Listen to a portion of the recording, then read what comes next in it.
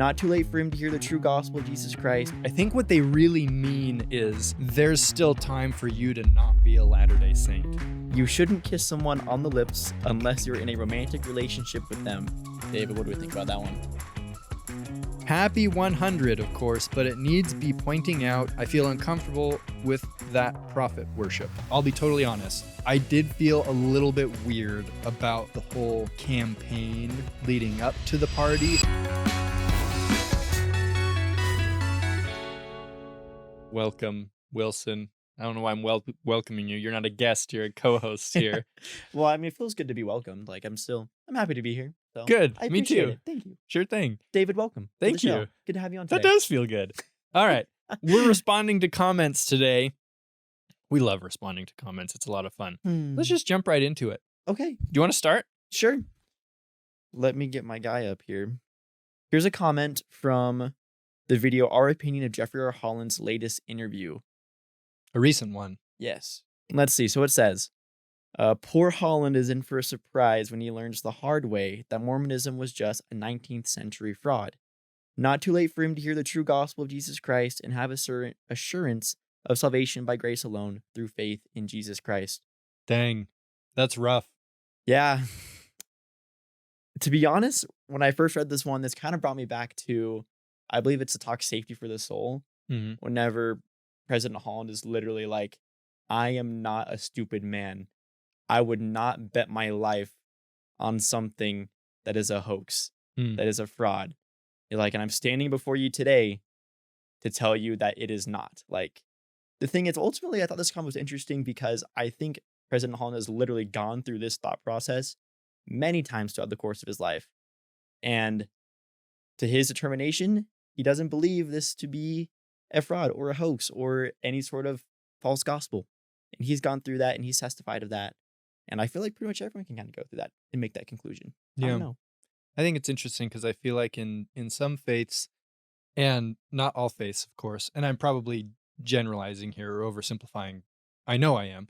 But I think sometimes it's presented as like, for example, in the mail, I got like a flyer in the mail the other day that said, read this prayer and accept Jesus. Like, say this sentence, like, I accept Jesus in my heart or whatever. Mm-hmm. And you're saved, right? And you're good. And so I did it. And I'm like, okay, all right, I'm good. Sweet. Glad we got that out of the way. Because that's how it works, right? You just but then it gets a lot more complicated because, oh wait, you're a Latter-day Saint.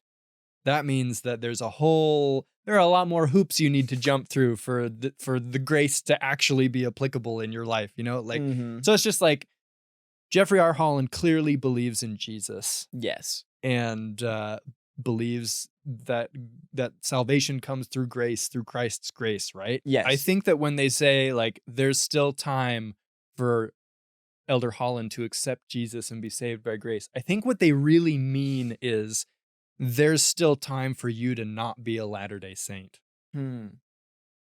And I don't know that those things are mutually exclusive, It's just like, there's still time for you to agree with my beliefs, I think that's kind of what is implied when, like, there's still time for you to accept Jesus. Yeah, there's still time for you to accept that you're wrong. Like, yeah, there's still time for you to accept my view of Jesus, my perspective on Jesus, my beliefs about Jesus. And if you don't, you're going to hell. That sucks. Yeah. Okay. Interesting. This comment was an interesting one. It's on an old video about the Book of Abraham, an old Faith and Beliefs video. And classic. The user, his name is apparently Jeffrey, but then his profile picture is like a scantily clad, like, Twi'lek from Star Wars. I couldn't even tell you what kind of Star Wars person that is it Twi'lek or is it Twi'lek? It's the ones with like the little skin dreadlocks. I don't know what to call them. The blue people. Yes. Race. Yes. Okay. So interesting combination there. So he says the Book of Mormon is the greatest hoax ever perpetuated on American soil. Smith would be proud to see his legacy. Obviously we don't think it's a hoax, but when I read comments like that, I'm kind of like, if it is a hoax, yeah, it is the greatest hoax perpetuated on American soil. To his credit, it would be very, very impressive if it was a hoax. Like, I'm, again, like you said, pretty sure it's not. Pretty sure. I feel fairly confident that it's not. But even if it was, like, kudos.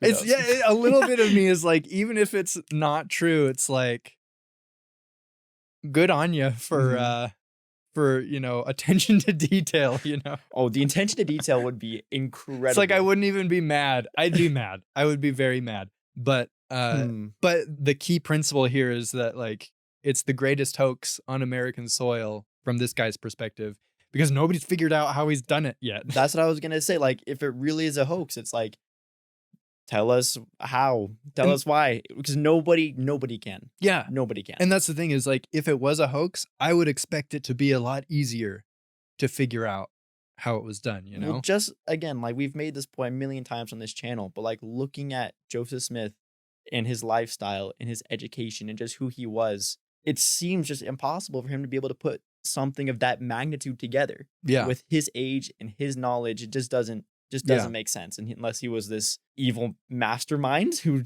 was able to keep this hidden from literally everyone for his entire life. And we're talking about specifically him before the Book of Mormon was published. Because later on, he did try to educate himself. Of course. But before the Book of Mormon was published, you have both family members and friends and his enemies saying, this guy was not the brightest bulb literally in the box. Everyone. Pretty much everybody. Anyway, cool. Interesting comment. Thank you, Jeffrey. Here is an interesting one. So this is on the episode Dating the LDS Church, answering your questions. And then we got a great comment that says, you shouldn't kiss someone on the lips unless you're in a romantic relationship with them. Kissing gets you attached, and when you engage in the physical, it becomes easier to ignore things that are wrong with the relationship, and things can start to escalate physically. David, what do we think about that one? I largely agree. Okay. In that, I mean, I've been married for 7 years now, so I'm very far removed from the dating scene at this point. But I don't think that, kisses should be handed out like candy bars, Is that a Spencer W. Kimball quote? I think something similar. Something along those lines. Because that's been quoted to me before. I don't know if it's compared to candy bars. Or is it pretzels? Maybe. I think it might be pretzels. The pretzels. So I've just updated it a little bit. There you go. Maybe pretzels were really popular in the 70s or whatever. The 70s pretzel craze. The pretzel craze. Read about that in your history books. It's actually in the next volume of Saints, I'm pretty sure. The pretzel craze of 1971. Yeah, I largely agree. I think that it's that physicality in a relationship should be respected and reserved for, when there are feelings there and interest there, as opposed to just lusting about. I don't know how else to put it. I'm lusting old. About. That's how I talk now. Look at these youngins lusting about. I would agree with you, because it's like, I agree with the point where it's like, yes, obviously you do not want to get too physical before you're married, right? Obviously we have made covenants that like say that we're going to do that. Yes.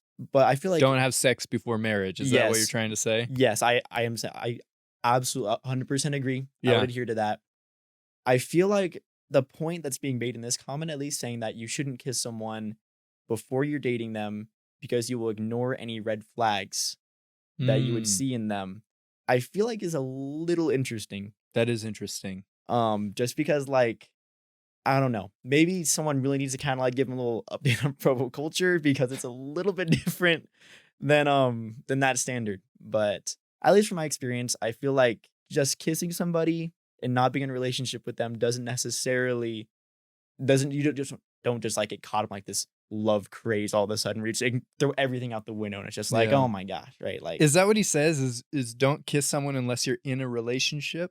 You shouldn't kiss someone on the lips unless you're in a romantic relationship with them, because it gets you attached, and when you engage in the physical, it is easier to ignore things that are wrong with the relationship.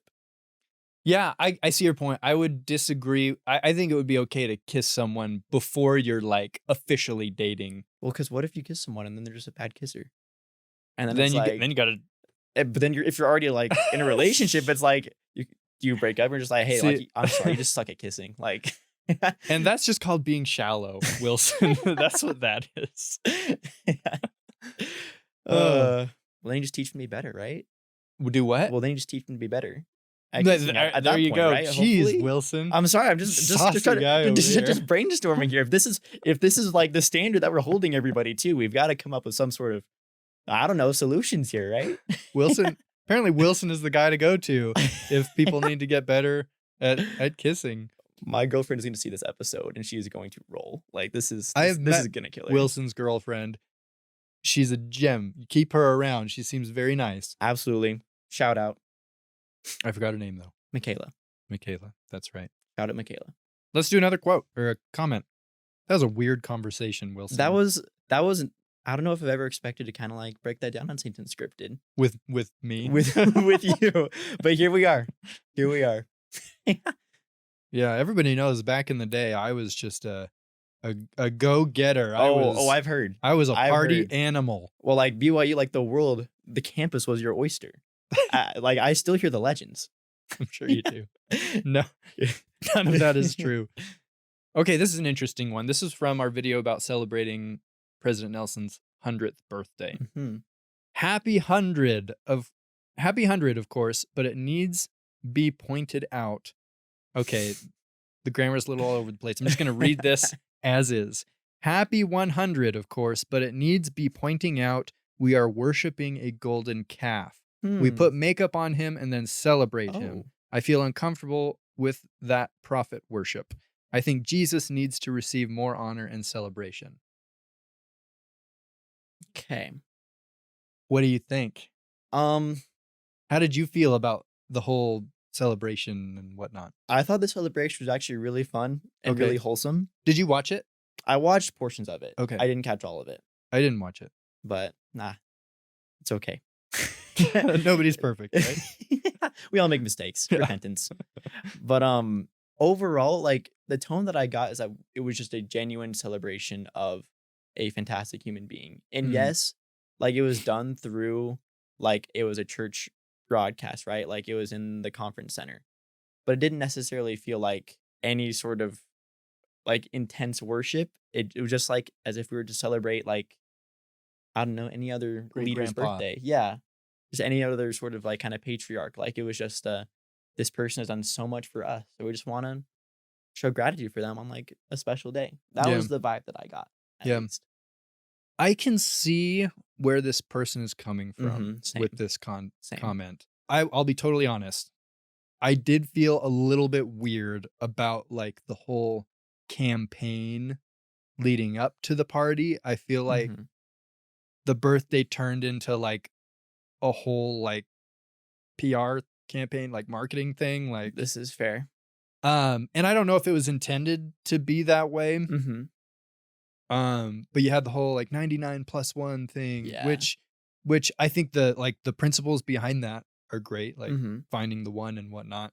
I don't know exactly where I stand on it. I don't know that I have a particular stance on it, other than I understand why people might have felt weird about it. But at the same time, I don't have a problem with celebrating or recognizing somebody's birthday. I think that there's got to be a line. Yeah. Or you've got to find the happy medium or the balance between like recognizing and celebrating a leader that has been around for a century versus like going too far and like maybe losing focus on, Jesus or whatever, which I think that through the whole thing, like they were trying to focus on Jesus through like this whole celebration.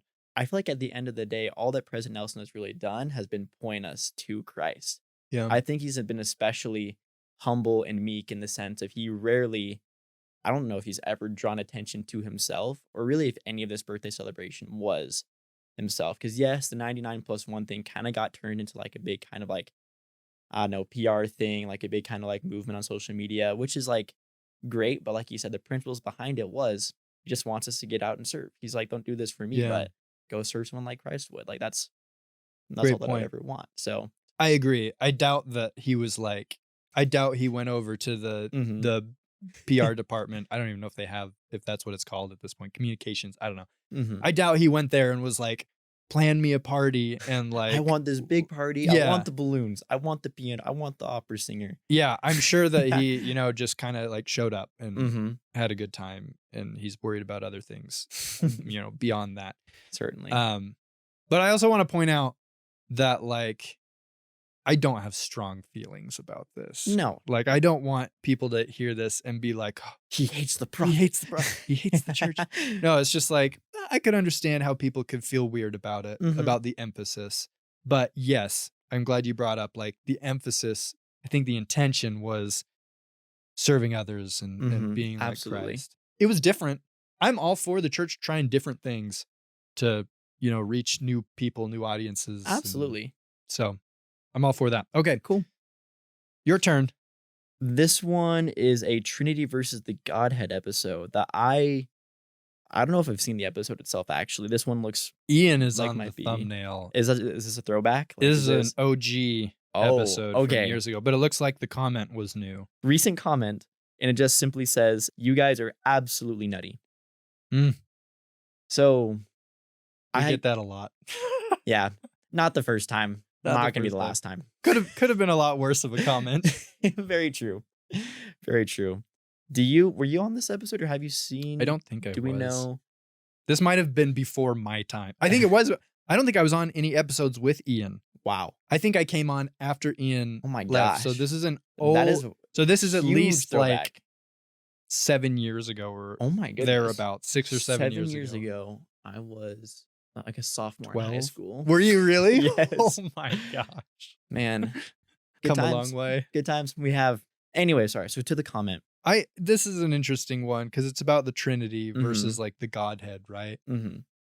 And I've always felt like our beliefs are pretty practical.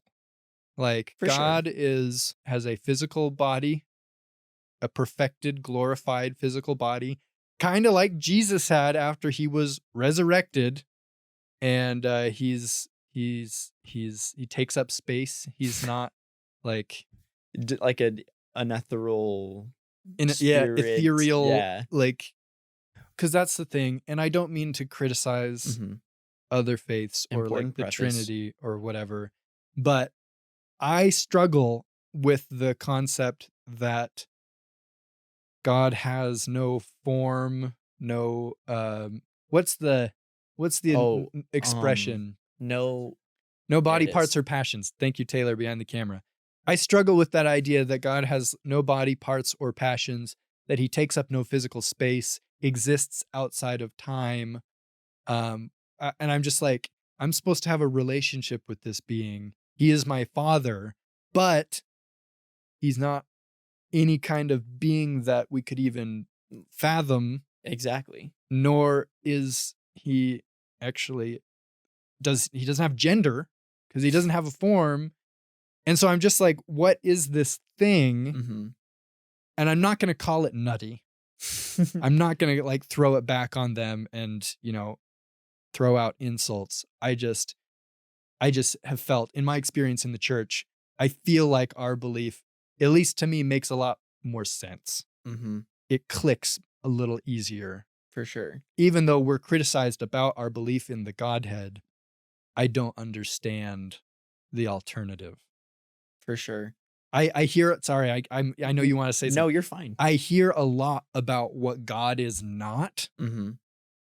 but people haven't really told me what God is, other than like characteristics like loving or merciful or things like that, which are great. But like, what is he? Like Well, he's not even a he. substance. Like I Or, can't yeah, even say he. What is it? Yeah. Anyway, not trying to be critical. I just Well, maybe just a thought process. Yeah. maybe some that are not members of our faith can help resolve this for me and talk, maybe explain a little bit more about the Trinity in our comments section, because I would love to understand. Anyway, please go ahead. I cut you off like 5 times. Because I've had many a discussion about the Trinity, as I'm sure you've had, right? And I mean, to your point, first off, I feel like it is really difficult to have a relationship with a being with those physical attributes or lack thereof, Yeah. right? Like it is true. We're told that he's loving, that he's merciful, that he is just, but can he be loving if he doesn't have passions? Like, can we relate to him if he does not have a body or take up space, or if he's outside of like, I feel like having a relationship is something where it is two ways. And I feel like it's impossible to be able to relate to him if there is not some sort of commonality between us. Because obviously, like with our understanding of the Godhead, God is perfected and glorified and exalted and, thousands and millions of times better than we are. But there are commonalities because we have that potential. Mhm. Like, and I feel like in that essence, there's a relationship there. I feel like it's really difficult with that understanding of the Trinity. Yeah. And there would be plenty that would disagree. Though and I This is do fair. think This is fair. that, you can believe in the Trinity in the traditional Christian way Mm-hmm. and still have a relationship with God. Very true. Very Because I true. think that he's trying to have a relationship with us no matter what we think he is or This isn't. is true. It just for me just becomes I don't know, just like you said, like more difficult for me to fathom how I would develop that Yeah. as opposed to my current understanding of who God is. Yeah. Because I feel like a God who, like as Terrell Gibbons puts, like a God who weeps, a God who sorrows, a God who loves. Mm-hmm. I feel like that is the God that I choose to worship, that I love to worship. Yeah. And then And it's interesting because, Jesus says, if you've seen me, you've seen the Father, mhm, right? Which makes sense to me that like they would be similar, and like why was it so important for Christ to be resurrected and receive a physical body if if that's not the what God had. ultimate form of being, God the Father, was without a body, And I think it goes back to, we won't get into it, but some Greek philosophy about the Mhm, corruptibility of physical beings. And so they assume that God must not be a physical being and different creeds and things like that. But of course.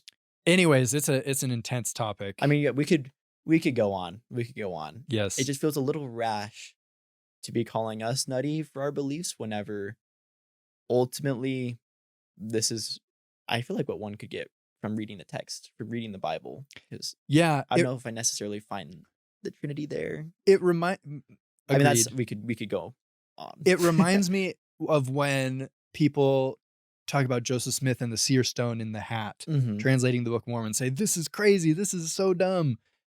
While at the same time believing in all these crazy miracles that happen in the Bible, which we also believe in. Oh, absolutely. But I struggle when there's kind of the, what you believe is ridiculous, but I'm not going to analyze my own Mhm. beliefs and, hold them to the same standard of ridiculousness, Like Exactly. Moses talked to a burning bush and, And all this. parted a Red Sea? Yeah. Like, Like if he can do that, sure he can get the Book of Mormon from a seer stone and a hat, food for thought. for sure.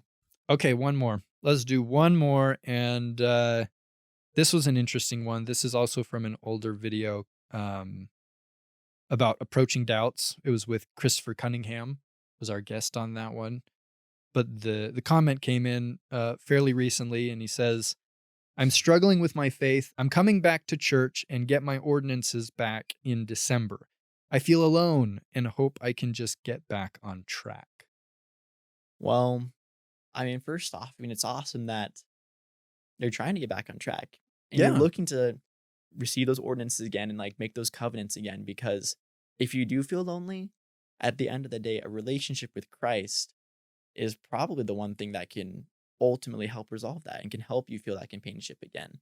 Yeah. So, I mean, it's awesome to hear. It's super exciting. Yeah, I'm excited for this person too. And we've done an episode about with a guest. The name escapes me. Sorry if he's watching this. A guest that was going to be getting his covenants restored Mhm. after being gone from the church for a while. Which might be a helpful video for this person to watch. But please talk to people, like reach out to people, For reach out to sure. people in your ward, talk to them. You've got ministers, hopefully, in your ward. Maybe not yet. Or very soon. Or very soon, but talk to your bishop, your elders quorum president, or relief society president if you're female. I'm not sure from the name. I wouldn't be surprised by things being really hard on the path you're on. I feel like every time we're about to make a big life decision, Satan is right there and just like ready to smack us in the face. Very true. I have felt that like before going on my mission. Mm-hmm. And it's just like, it's uncanny. Like you have this big thing coming up, at least in my experience, and you can just like see like all these things happening and you're like, what is going on? Yeah. And I think it's just the adversary putting things in your path, trying to stop you from doing things that are going to be good for you in the future. But before my mission, before my marriage, I was just called as elders quorum president in my ward. And I feel like even then, just like things have been stacking up against me. But just that's honestly like kind of a good sign that that you're making a good choice, I think, when just like random obstacles are in your way. If you feel good about your path, like keep going, keep jumping over those hurdles. It's a discernible pattern. It's very true. Yeah, it is. So that's really exciting. We shared a lot of opinions in this episode. This is very true. We were all over the place. We covered a lot of ground. We went from, kissing to before marriage to the Trinity to President Nelson's birthday. We've been all over the place. All around. But it was fun. Wait, have you ever done a reacting to comments on a reacting to comments episode? Like Matrix type, like Inception. Yeah. Reacting to us, reacting to comments? Or like reacting to the comments of a video of us reacting to comments. Like the comments on the video of us reacting to. I don't know that we've ever done that. That's next level. That's like meta these comments could be the next content that we react to. There you go. Okay, watch this video that's popping up on the screen, probably over here, maybe over here. I don't know. Thanks for being here. See you next time.